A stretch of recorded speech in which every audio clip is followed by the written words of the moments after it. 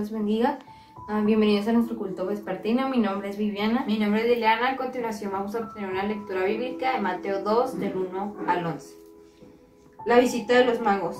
Cuando Jesús nació en Belén de Judea, en días del rey Herodes, vinieron del oriente a Jerusalén unos magos, diciendo: ¿Dónde está el rey de los judíos que ha nacido? Porque su estrella hemos visto en el oriente y venimos a adorarle. Oyendo esto, el rey Herodes se turbó y toda Jerusalén con él. Y convocados todos los príncipes sacerdotes y los escribas del pueblo, les preguntó: ¿dónde había de nacer el Cristo? Ellos le dijeron: en Belén de Judea, porque así está escrito por el profeta: y tú, Belén de la tierra de Judá, no era la más pequeña entre los príncipes de Judá, porque de ti saldrá un guiador que apacentará a mi pueblo Israel. Entonces Herodes, llamando en secreto a los magos, indagó de ellos diligentemente el tiempo de la aparición de la estrella.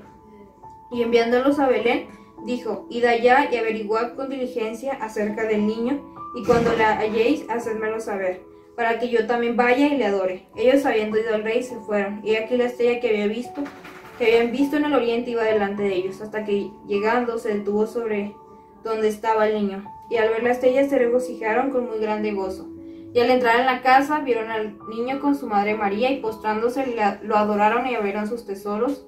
Le ofrecieron presentes, oro, incienso y mirra. Vamos a orar. Padre nuestro que estás en los cielos, Señor, te damos gracias por un día más de vida que tú nos permites, Señor, porque nos permites, Señor, aprender de ti y alabar tu nombre, Señor. Te pedimos que tú bendigas este tiempo, Padre, que tu presencia esté con nosotros, Señor, que te adoremos de todo corazón, Señor, que bendigas a cada persona, Padre, que esto sea de bendición, Señor, y que siempre busquemos, Señor, estar delante de ti, Padre, y que nunca dejemos de confiar en ti, Padre. Te alabamos, Padre, y te bendecimos, Señor. Te lo pido todo esto en el nombre de Cristo Jesús. Amén. A continuación, las actividades de la iglesia. Todos los domingos a las 9:45, antes del culto dominical, habrá un estudio bíblico con nuestro pastor Edgar Miranda acerca de lo que Dios piensa de la familia. Todos los domingos, nuestro culto vespertino a las 7 de la tarde y todos los miércoles a la misma hora. Vamos a orar por el pastor y el mensaje que va a traer. Padre nuestro, Señor, en este día te damos gracias por un día más de vida. Te pedimos en este momento que tú bendigas, que tú pongas a nuestros corazones dispuestos, Señor, para escuchar tu palabra, Padre, que la guardemos en nuestros corazones, Señor, y busquemos hacer todo lo que a ti te agrada. Bendice el pastor, Señor, que trae el mensaje, que venga de ti, Señor, y que sea agradable, Padre, y que dejemos de hacer lo malo, Padre. Te lo pedimos, Padre, en el nombre de Cristo Jesús. Amén.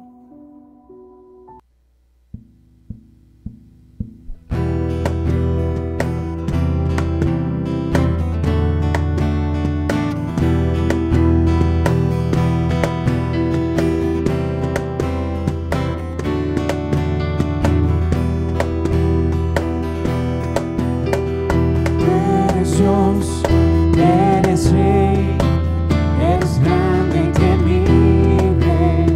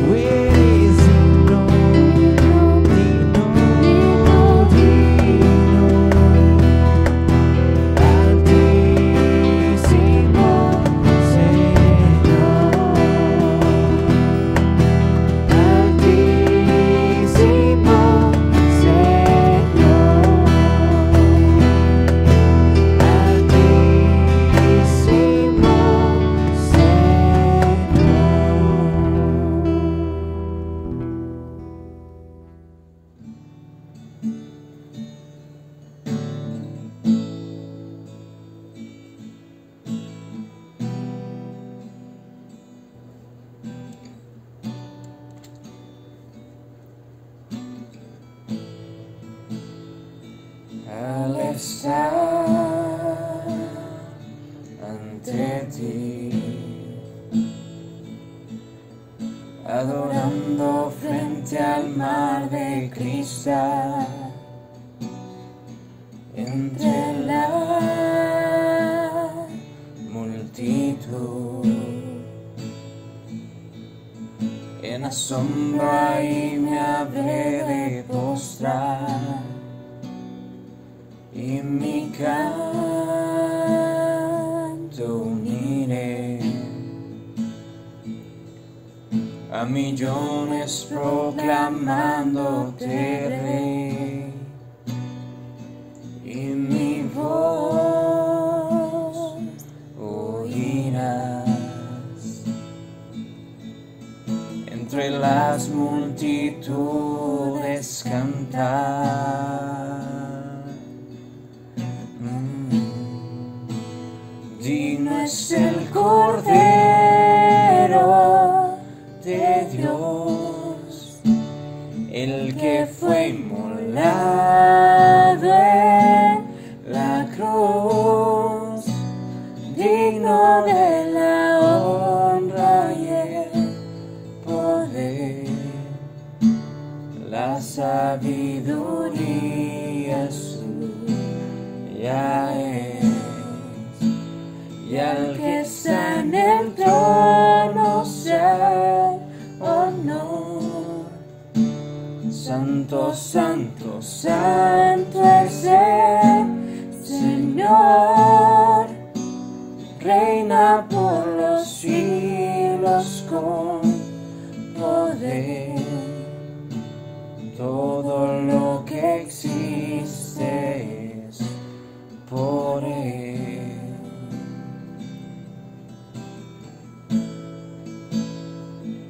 Al estar ante ti, adorando frente al mar de cristal, entre la multitud, en asombro ahí me habré de postrar y mi canto uniré a millones proclamándote Rey, y mi voz oirás entre las multitudes cantar.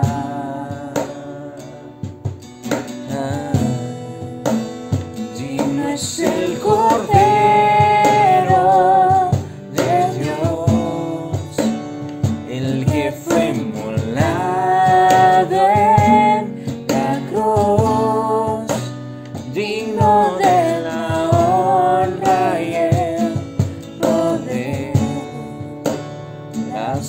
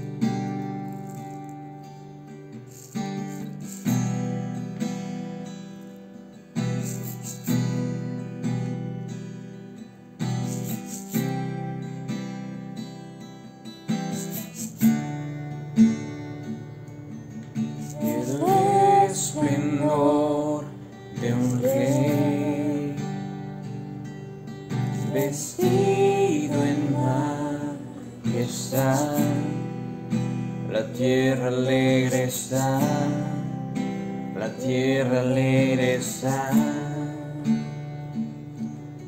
cubierto está de luz, venció la oscuridad y tiembla su voz, y tiembla su voz. Cuán grande es Dios, cántale cuán grande es Dios, y todos lo verán. Cuán grande es Dios,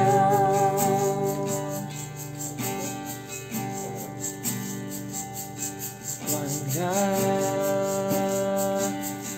es Dios, cántale cuán grande es Dios, y todos lo verán. Cuán grande es Dios.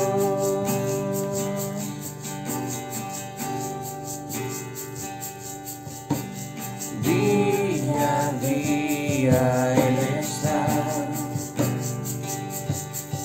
y el tiempo está en Él, principio y el fin, principio y el fin. La Trinidad en Dios, el Padre, Hijo, Espíritu, Cordero y el León, Cordero y el León. Cuán grande es Dios, cántale cuán grande es Dios, todos lo verán. Cuán grande es Dios,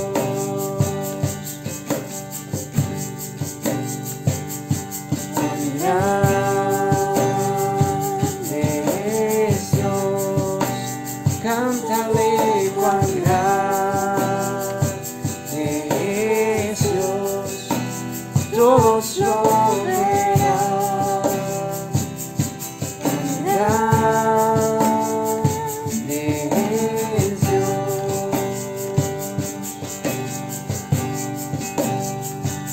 el nombre sobre todo es, tú eres digno de alabar, y mi ser dirá cuán grande es Dios.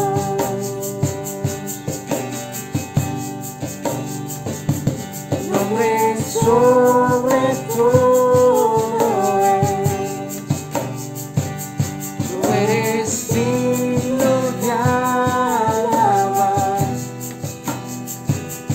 y mi ser dirá cuán grande es Dios.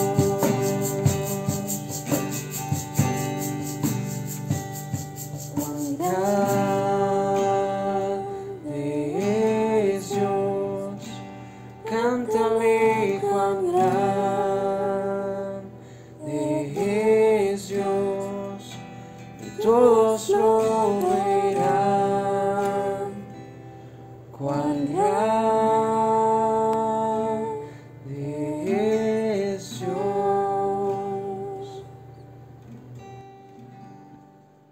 Muy buenas noches, mis hermanos, que el Señor los bendiga grandemente.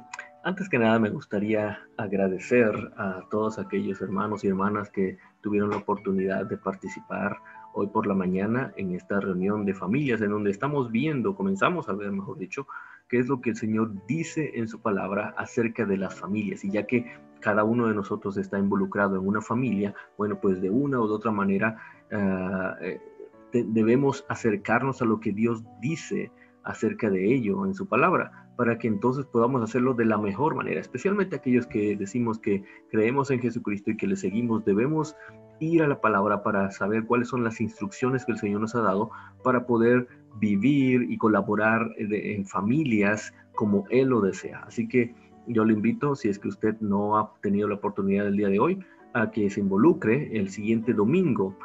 Tome usted las indicaciones que se han dado para ingresar a la reunión y con todo gusto le estaremos viendo entonces en aquel domingo, si el Señor nos lo permite, para que podamos aprender juntos qué es lo que Dios dice en su palabra acerca de nuestras familias. Como lo indicamos en la mañana, vamos a estar hablando acerca de, o comenzamos a ver acerca de cuál es el origen, el fundamento de la familia.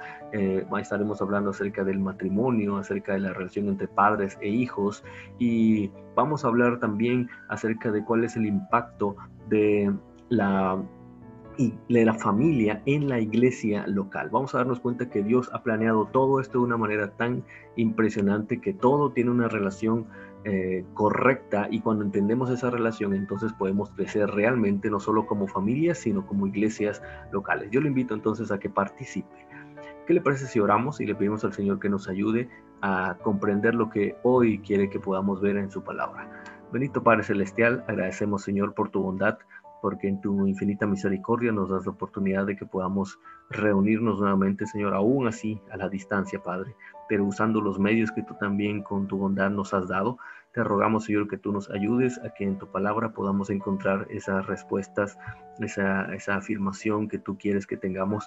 Ayúdanos a tener un corazón abierto, una mente receptiva a tu palabra, de tal manera, Señor, que realmente llegue e impacte de la manera en que tú lo deseas al enviarla. Te lo pedimos, Señor, ayúdanos, y que en esta temporada, Señor, en que estamos sensibles, el mundo está celebrando a su manera el nacimiento de Cristo, Señor, que nosotros podamos hacerlo de la manera correcta para dar ejemplo y para ayudar a otros a acercarse a ti, Padre. Te lo rogamos, Señor, en el nombre de Jesucristo. Amén. Y bueno, como lo comentamos también el domingo pasado, pues estamos en diciembre, y en esta temporada todo mundo de una u otra manera está hablando acerca de la Navidad. Y lo que decíamos es que lo importante es celebrar la Navidad de la manera correcta, o de lo contrario no la estaremos celebrando en absoluto. Celebrar la Navidad entonces tiene que ver con celebrar específicamente el nacimiento de Jesucristo, y alrededor de ello todo lo demás entonces toma su lugar adecuado. Pero tal vez algunos digamos, claro, estaremos celebrando el nacimiento de Jesucristo, pero si somos honestos, tal vez lo estamos haciendo más como una tradición, como una costumbre, pero no tanto entendiendo que Él es el personaje principal, independientemente de las circunstancias alrededor de la celebración en ese momento específico. ¿Por qué es tan importante entender esto? ¿Por qué es tan importante el estar preparados adecuadamente para celebrar el nacimiento de Cristo? Bueno, pues ni más ni nada menos porque Él es el enviado de Dios a la tierra para nosotros, los pecadores. Si no logramos comprender esto y lo que está alrededor de ello, entonces cuando lleguemos a ese momento específico en el cual en el calendario, en nuestro calendario, celebramos ese nacimiento de Cristo, entonces no lo estaremos haciendo con la conciencia adecuada, entendiendo quién es Él realmente. Y entonces no sabremos valorar las razones por las cuales Él vino a la tierra. Y esto es lo que estaremos viendo el día de hoy, que Jesús es el enviado de Dios. Jesús es el enviado de Dios. Y estaremos preguntándonos por qué entonces Él vino a la tierra. ¿Qué es lo que Él hizo en su misión a la tierra? Pero especialmente estaremos preguntándonos, ¿puedo yo confiar entonces en ese Jesús? Ya que Él es todo esto y en vista de la misión que vino a cumplir, ¿puedo entonces yo confiar en Él? Espero que al final de esta reflexión bíblica podamos todos decir, claro, en vista de quién es Él y lo que Él ha venido a hacer a la tierra como enviado de Dios, claramente entonces comprendo que yo puedo confiar en Él. Y lo vamos a ver a través de un pasaje que muchos habremos escuchado ya a lo largo del tiempo. Está allá en Isaías 61. Isaías uno de los grandes profetas del pueblo de Israel. Y este profeta, como muchos otros, profetizó en varias ocasiones, de hecho, acerca de este enviado de Dios, acerca de este Mesías, este Salvador que Dios enviaría para su pueblo. Déjenme leer estos versículos. Isaías 61, en este capítulo, Isaías menciona algo como esto: el Espíritu del Señor omnipotente está sobre mí, por cuanto me ha ungido para anunciar buenas nuevas a los pobres. Me ha enviado a sanar los corazones heridos, a proclamar liberación a los cautivos y libertad a los prisioneros, a pregonar el año del favor del Señor y el día de la venganza de nuestro Dios, a consolar a todos los que están de duelo y a confortar a los dolientes de Sión. En vez de cenizas, aceite de alegría. En vez de luto, traje de fiesta. En vez de espíritu de desaliento. Serán llamados robles de justicia, plantío del Señor para mostrar su gloria. Isaías continúa hablando en esta profecía mostrada en este capítulo y habla acerca de lo que pasaría cuando entonces se manifestara esta salvación de Dios. Isaías en primer lugar está hablando esto inicialmente para sus lectores iniciales. Está hablando acerca de él mismo, cómo Dios le había levantado a él para llevar el mensaje del Señor, para confortarlos y animarlos, porque la salvación del Señor estaba cerca. Pero esta profecía escrito acerca de él se había convertido también en una profecía acerca de el Salvador definitivo que vendría más adelante. Y así lo entendieron en el pueblo judío, que Isaías estaba hablando en primera instancia acerca de él, pero que él estaba profetizando acerca de alguien que realmente vendría a solucionar definitivamente los problemas del pueblo del Señor. Así que hay un momento en el cual los escritores bíblicos identifican a este Salvador definitivo y lo identifican en este llamado Jesús de Nazaret.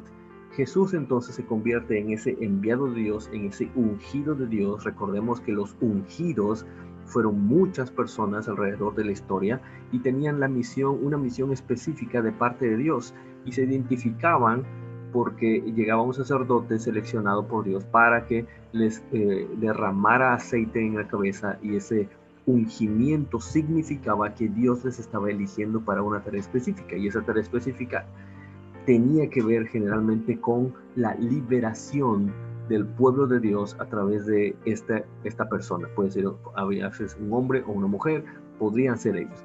Entonces, este liberador definitivo lo identifica la Biblia, lo identifican los escritores bíblicos en el Nuevo Testamento como Jesús de Nazaret.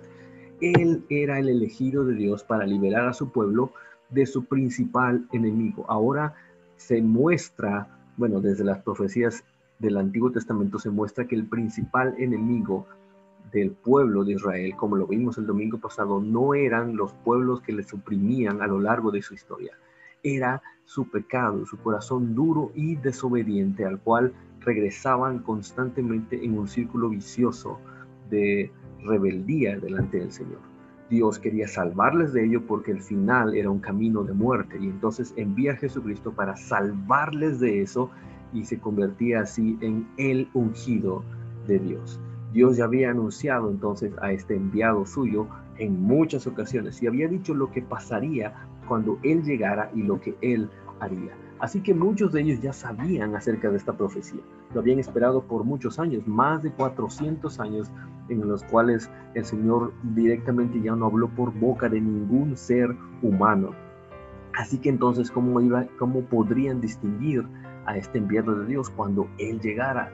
¿Cómo podrían estar preparados para discernir quién era? Bueno, en ese transcurso en el cual Dios no había hablado, algunos se habían adjudicado ese título de ungidos de Dios, de Mesías de Dios. Y ellos, como lo entendían en muchas ocasiones, como lo entendía el pueblo en general, se levantaban en armas para poder pelear en contra del imperio que les oprimía en ese momento. Pero claramente ellos no eran estos hombres, no eran el ungido de Dios, porque no llegaban a cumplir esa labor. ¿Cómo entonces poder discernir que este Jesucristo era realmente el enviado de Dios y no un charlatán más? Bueno, Jesús en algún momento afirma ser ese enviado de Dios.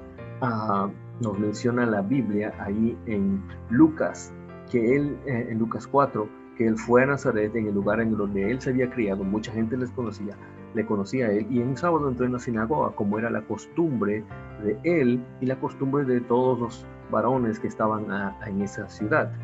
Y se levantó para hacer la lectura. Le entregaron, había alguien que dirigía, lo eligieron a él para que dirigiera la lectura, y le entregaron el libro en donde Isaías había dicho esto que comentamos, que leímos al principio. Y él dice el pasaje que desenrolla este libro, encuentra el lugar donde está escrito este pasaje, que es el que leímos hace un momento: el Espíritu del Señor Omnipotente está sobre mí. Y comienza a hablar todo esto, que era algo que ellos en muchas ocasiones habían leído, habían escuchado, les habían enseñado, o lo habían enseñado a sus hijos, que vendría el Mesías, y ellos simplemente decían, sí, eso ya, que algún día vendrá. Y simplemente el ver a este hombre ahí parado leyendo eso, para ellos era simplemente un recordatorio de que algún día llegaría. Lo interesante es que dice el pasaje, cuando él terminó de leer esta parte, él dice en el pasaje: el Espíritu del Señor está sobre mí, por cuanto me ha ungido para anunciar buenas nuevas a los pobres, me ha enviado a proclamar libertad a los cautivos, dar vista a los ciegos, poner en libertad a los oprimidos, y a pregonar el año del favor del Señor. Y dice el pasaje, y eso es algo muy, muy interesante. Si usted tiene ese pasaje allí en su Biblia, por favor, note lo que dice. Dice en el versículo número 20: luego él enrolló otra vez el libro, se lo devolvió al ayudante y se sentó. Todos se lo quedaban viendo, dice, todos lo miraban detenidamente, y él comenzó a hablarles. ¿Y qué les dijo? Hoy se cumple, hoy se ha cumplido esta escritura en presencia de ustedes.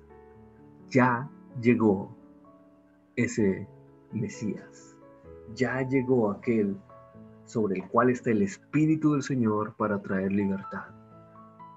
Y imagino que algunos se quedaron extrañados, ¿qué querrá decir esto? Y otros comenzaron a preguntarse, ¿cómo? ¿Está diciendo de él mismo que él es el Mesías? Y comenzaron a extrañarse, y él comenzó a hablar acerca de que entonces con estas palabras afirmaba que él era ese Mesías. Algunos decían, no puede ser, este es Jesús, lo conocemos desde niño, es el hijo de José, el hijo de María, ¿cómo va a ser el Mesías? Y fue tanto el alboroto que se llevó a cabo en ese momento por las palabras de Jesús, porque muchos no le creyeron, que intentaron matarlo. Pero aún no era el tiempo, y el Señor Jesús pasó por en medio de ellos y se fue. ¿Qué nos decía? Dice esto: desde hace mucho tiempo la gente está conociendo acerca de Jesucristo, y Jesucristo está presentándose delante de ellos, afirmando que él realmente es el enviado de Dios, Dios mismo, y la gente persiste en no creer en él. Creo que temporadas como esta se prestan para que reflexionemos un poco, si tal vez estamos sí queriendo a ese Mesías, pero rechazándolo a la vez, y eso claramente no nos llevará a ningún lado. Pero esto nos muestra que el Señor Jesús, él afirmaba claramente que él era el enviado de Dios. ¿Cómo podemos reconocerlo? Bueno, mira lo que Dios dice, mira lo que Jesucristo dice acerca de él mismo. Hay otro pasaje en donde se nos muestra un poquito más adelante que Juan está encarcelado y envía a sus discípulos para preguntarle al Señor Jesús si realmente era él ese Mesías o no. Quizá Juan, en su humanidad, encarcelado, angustiado, se preguntaba, bueno, sí, yo pensé que era pero tal vez no lo es, vayan por favor y pregúntenle. Y dice el pasaje que cuando llegaron los discípulos le dijeron, dice Juan que nos digas si eres tú el Mesías que habría de venir, el enviado de Dios, o habremos de esperar a alguien más. Y dicen esos pasajes que en ese mismo momento Jesús, en vez de responderles, se levantó y comenzó a sanar a muchos que tenían enfermedades, dolencias, espíritus malignos, y les dio la vista a muchos ciegos. Entonces, después de todo eso, se voltea con ellos y les responde, vayan y cuéntenle a Juan lo que han visto y oído. Los ciegos ven, los cojos andan, los que tienen lepra son sanados, los sordos oyen, los muertos resucitan y a los pobres se les anuncian las buenas nuevas. Esto es sumamente interesante. ¿Por qué?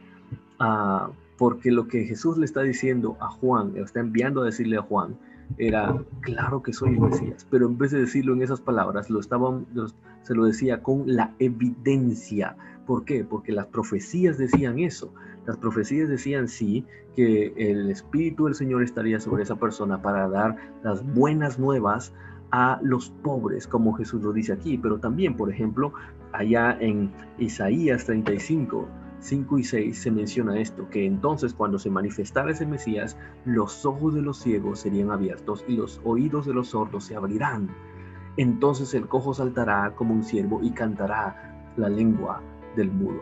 Era una manera tremenda del Señor Jesús de mostrarle a Juan y a todos que él efectivamente era el enviado de Dios. No era simplemente un charlatán, no era solamente alguien que decía ser el enviado de Dios, era alguien que estaba demostrando claramente que él era el enviado de Dios. Así que este enviado de Dios, de acuerdo a la evidencia bíblica, es real. ¿Podemos confiar en él? Sí. Ahora, ¿por qué más podemos confiar en él? Pues porque de acuerdo a su misión y porque él la cumplió, entonces nos damos cuenta que lo mejor es confiar en él. ¿A qué vino entonces? Es importante entenderlo para entonces poder decir, puedo realmente confiar en él. ¿A qué vino el enviado de Dios? Quiero que vayamos por este pasaje, estos 3 versículos de Isaías 61, y podamos ir viendo. Por ejemplo, ¿a qué vino el Señor Jesús? ¿A qué vino el enviado de Dios? Primeramente, a anunciarme el Evangelio. Él vino a anunciarme el Evangelio. Claramente lo dice ahí en el versículo 1, por cuanto me ha ungido para anunciar buenas nuevas a los pobres. Por cierto, cuando la Biblia habla acerca de los pobres, está hablando no directamente de los pobres materialmente, está hablando de los pobres en espíritu. Aquellos es una manera de hablar acerca de la humildad y del sometimiento, la humillación delante de Dios, reconociendo quién es Él y que nosotros somos simplemente polvo. Esos pobres a los que se refiere Dios pueden ser pobres que tienen muchas riquezas materiales, o pueden ser pobres que no tienen tanto como eso. Se refiere específicamente a esa humillación delante de Dios, y a esos que esperan en Dios es a los que vino el Señor a darles esas buenas nuevas. El mensaje más importante que podríamos tener. El mensaje más importante, ¿por qué?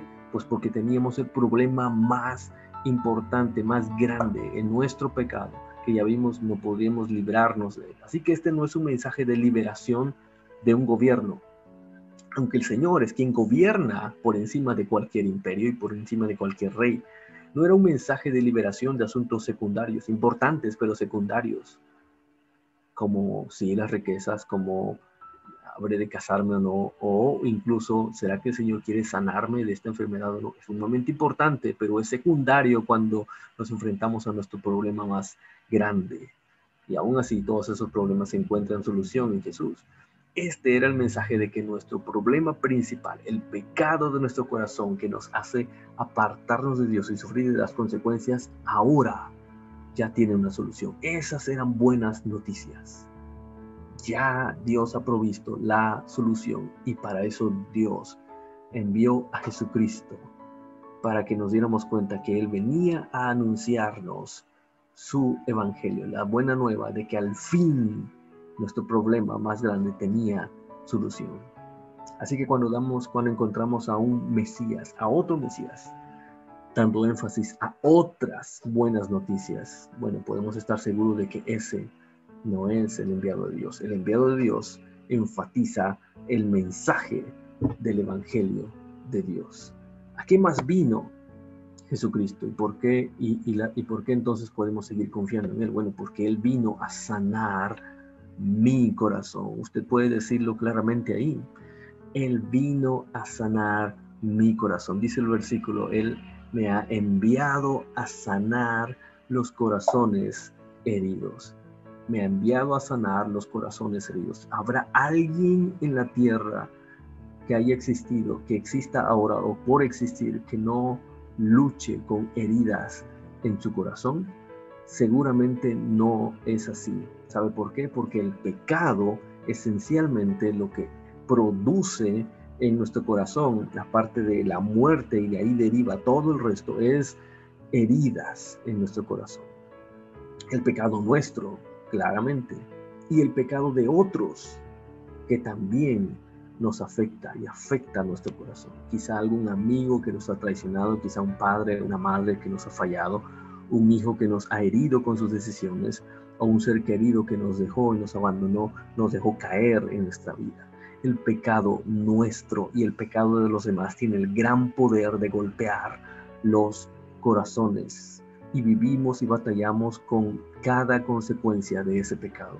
Pero el enviado de Dios, según este pasaje, tiene el gran poder de sanar el corazón. Él vino a sanar los corazones heridos. No solamente vino a ponerles una venda por encima, no solamente vino a aliviar un poco el dolor, Él vino a sanar los corazones heridos. Usted se preguntará, ¿pero podrá Dios con lo que yo tengo en mí? Dios puede, y Jesucristo puede, porque a eso vino, esa fue su misión, y Él, como lo dice la palabra, cumplió con esa misión. Con Jesús entonces nuestro corazón está protegido, no porque no tengamos más problemas, sino porque el problema que venga, el Señor Jesucristo tiene el poder para sanarlo y solucionarlo. Él conoce nuestras angustias, Él sabe nuestro dolor, padeció como nosotros, fue un hombre que sufría físicamente, pero también emocionalmente, espiritualmente. Él sabe comprendernos y por eso sabe lo que duele ser humano y sabe lo que duele el pecado, en su caso, no por él, sino por el pecado de los demás. Él cargó por nuestros pecados y sabe perfectamente lo que es ser herido sin ninguna culpa.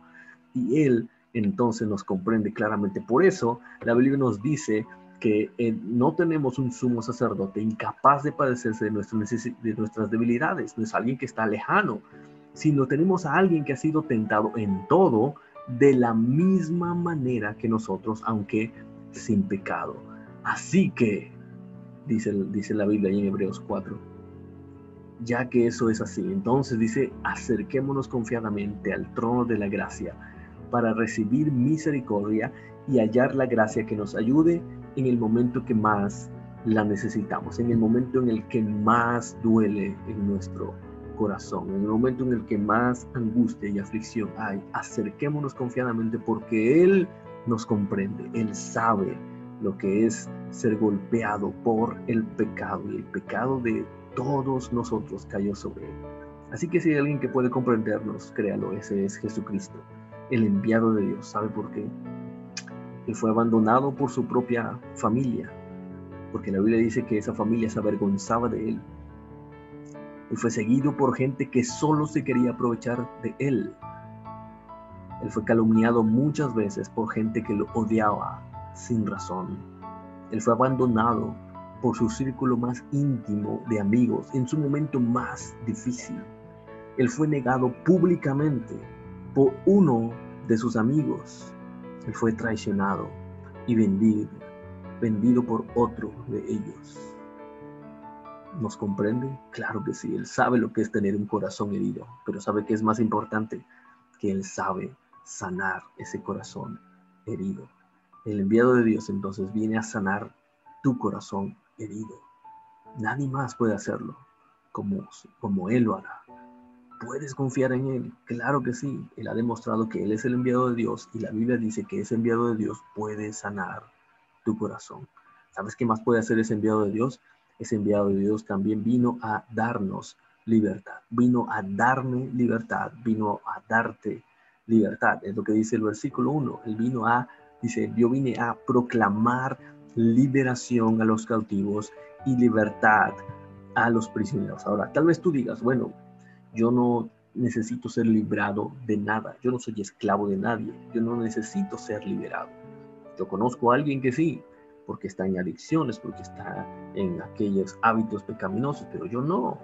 ¿Sabes qué? La Biblia nos dice que la misión del enviado de Dios no era liberar al pueblo de una opresión física y material. Recuérdalo claramente. No era liberarlos del imperio romano en este caso, sino de su principal problema. ¿Sabe cuál es? El pecado, el problema espiritual del cual nadie puede salir. El pecado que lleva a cada ser humano sin Cristo a una eternidad de tormento. El pecado que lo lleva a apartarse de Dios y con ello encuentra la muerte física y la muerte espiritual. Y de ese pecado nadie puede librarse por sí mismo, nadie. Por eso tenía que venir el Señor Jesús. Había que arrancar ese problema de raíz. Y tú y yo tenemos ese mismo problema. La Biblia lo dice claramente, porque todos hemos pecado y por causa de ello entonces estamos separados de la gloria del Señor. Pecamos y lo hacemos muchas veces, pero ¿sabes qué? En muchas ocasiones tampoco nos importa. Ese es un gran problema. A veces queremos ser liberados de ese pecado, pero aún ahí no sabemos cómo hacerlo. Todos somos esclavos entonces del pecado. Todos, absolutamente todos. Aunque tú creas que no tienes algo de que ser liberado, la Biblia dice claramente que sí. Por ejemplo, es Pedro quien nos dice esto, hablando acerca de ese círculo vicioso de libertad y de aparente libertad y de esclavitud. Él habla acerca de personas quien a otros que son ingenuos, dice, les prometen libertad cuando ellos mismos son esclavos de la corrupción. ¿Por qué? Porque cada uno, dice, es esclavo de aquello que lo ha dominado. Algo, lo que sea, que te haya dominado, tú eres esclavo de eso. Esclavo, no eres simplemente alguien que ocasionalmente hace algo en favor de esa situación o de esa persona. Eres esclavo de eso. Vives en esclavitud, necesitas libertad. Y sabes que el enviado de Dios vino a dar libertad, vino a darte libertad. Piensa un poco, recuerda tu pecado actual, tus malos hábitos, recuerda tus vicios, el que sea, recuérdalo. Pregúntate esto, ¿estás pecando actualmente? Bueno, la respuesta tendría que ser, claro que sí. ¿Sabes qué? Eso es simplemente la evidencia de que eres un esclavo o esclava del pecado. Pero ¿sabes qué? ¿Cuál es la buena noticia? ¿Cuál es el evangelio que Jesucristo vino a decir? Que Él vino a liberarte de ese pecado. La solución es Jesús el Cristo, el enviado de Dios. Cuando te acercas a Él, te podrás dar cuenta claramente que Él es el enviado de Dios porque Él te liberará. No significa que no lucharás más con el pecado. No significa que no serás tentado en otra ocasión, no.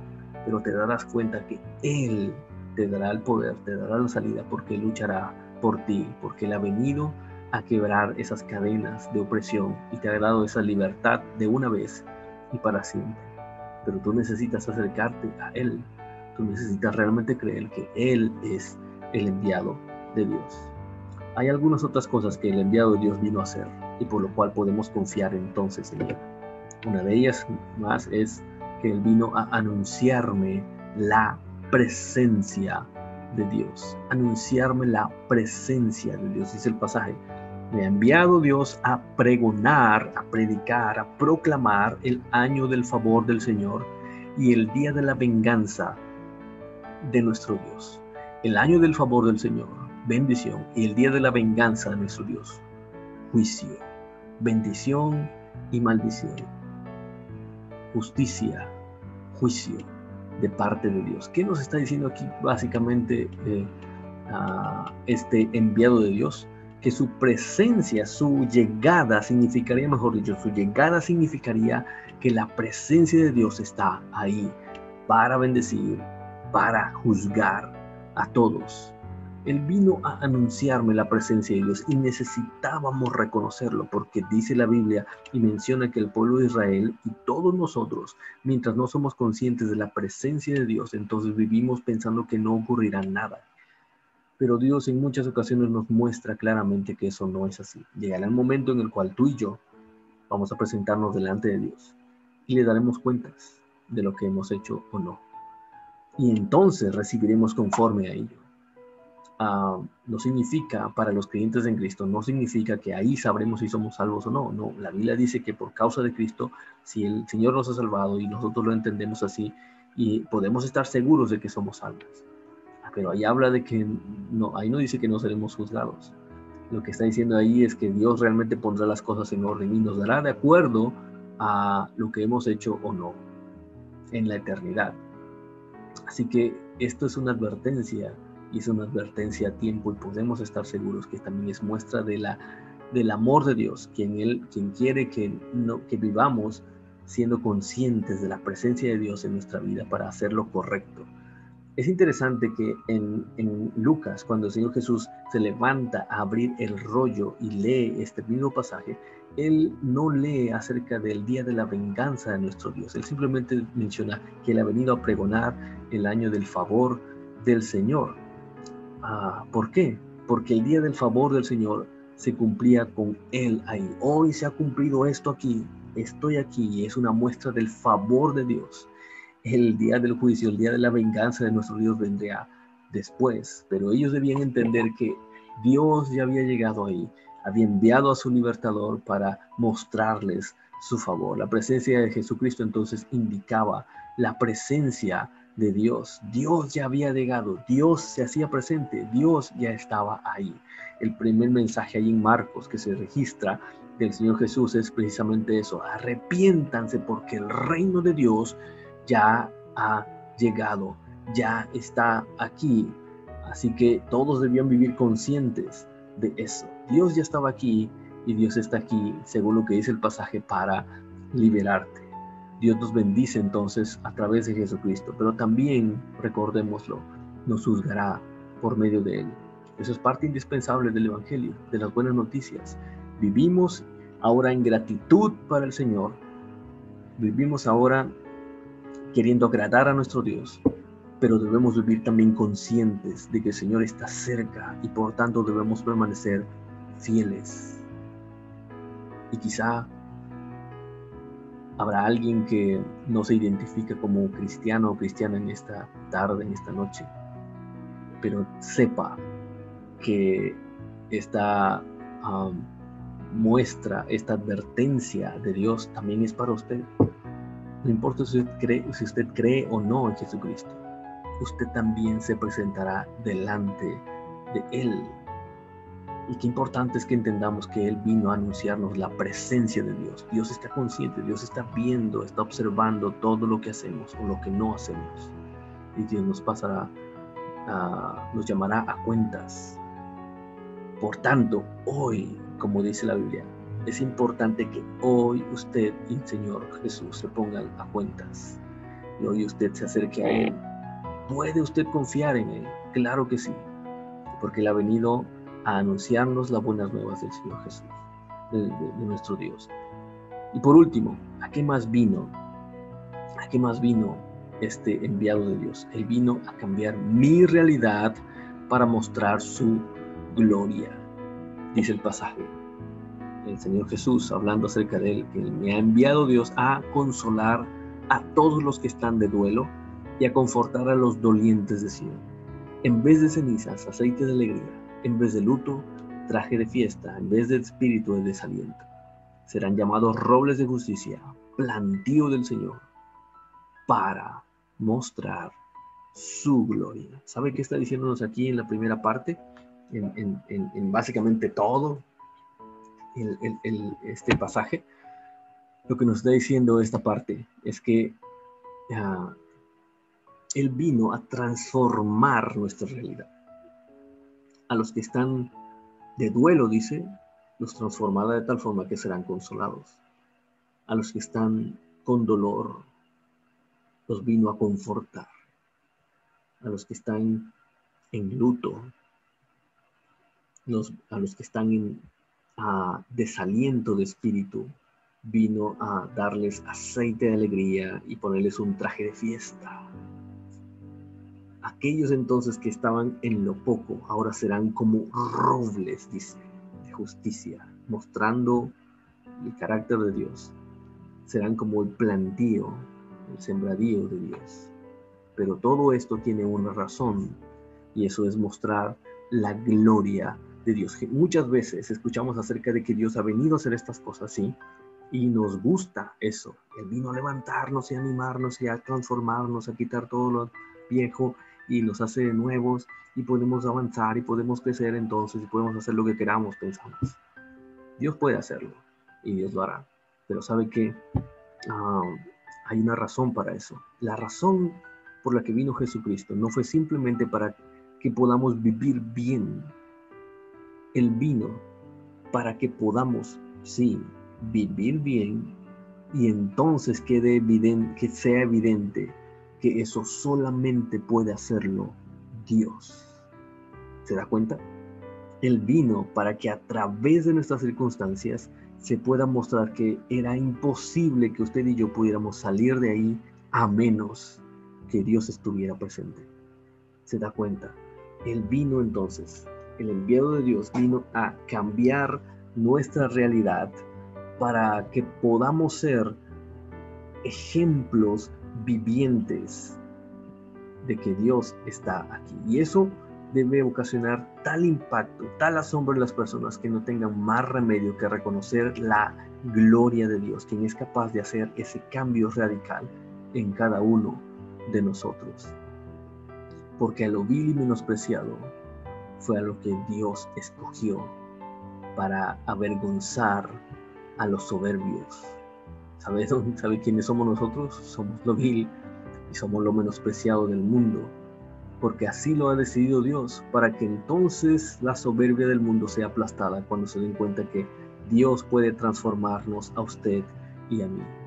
Pablo lo decía: cuando soy débil, entonces soy fuerte.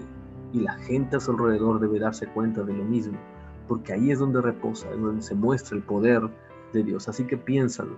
El Señor Jesús vino a transformar tu vida de tal manera que la gloria de Dios fuera a mostrarse en ti. Piénsalo de esta manera. Tus luchas del día de hoy son tu testimonio más fuerte del día de mañana. Tu testimonio acerca de Jesucristo. Tus luchas del día de hoy son tu testimonio del día de mañana. Porque Jesucristo vino a cambiar tu vida, y es nuestra responsabilidad entonces alabarle y glorificarle a través de cualquiera de nuestras circunstancias. Así que podemos confiar en Él, porque Él es realmente el enviado de Dios y ha venido a darnos las buenas nuevas de Dios, que se traducen en esto que hemos conversado ahora. Liberarnos, vino a transformar nuestra realidad. Él vino a cambiar nuestro lamento en gozo. Él vino a hacer todo eso. Por eso podemos confiar en Él. Así que yo le invito a que hoy escuche la voz de Dios, la voz de Jesucristo, el enviado de Dios para con nosotros. Cuando entendemos esto, cuando entendemos estas cosas y podemos vivir a través de ellas, entonces créalo. Cuando recordamos el nacimiento de Jesucristo, entonces habrá un corazón agradecido y podremos bajar, inclinar nuestro rostro, inclinar nuestro corazón y agradecer por el nacimiento de Jesucristo. Que el Señor nos ayude a que en todos estos días que faltan para celebrar el nacimiento de Cristo, podamos ir comprendiendo más y más estas verdades, para que cuando podamos reunirnos en familia y celebrar el nacimiento de Cristo, podamos hacerlo de la mejor manera. Bendito Padre Celestial, en tus manos, Señor, estamos, y te pedimos, Padre, que nos ayudes a ser transformados, a que podamos vivir con la conciencia, Padre, de cuán grande es nuestro Señor Jesucristo. Y cuando podamos ahora celebrar el nacimiento, Señor, podamos entonces decir con gratitud en nuestro corazón, podamos alabarte, mejor dicho, con esa gratitud en nuestro corazón, y agradecer sinceramente, humildemente, Padre, por esa salvación tan grande que nos has dado en Él. Y que podamos gozarnos, Señor, en el nacimiento de nuestro Señor Jesucristo. Podamos gozarnos como aquellos ángeles que cantaron cuando Él nació, como aquellos pastores que se regocijaron al verlo, como aquellos sabios de Oriente que cuando le conocieron no tuvieron más remedio, Señor, que inclinarse, arrodillarse delante de Él y abrir sus tesoros para el Rey de Reyes.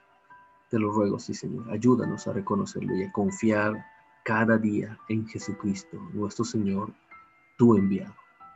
En el nombre de Jesucristo oramos, Padre. Amén.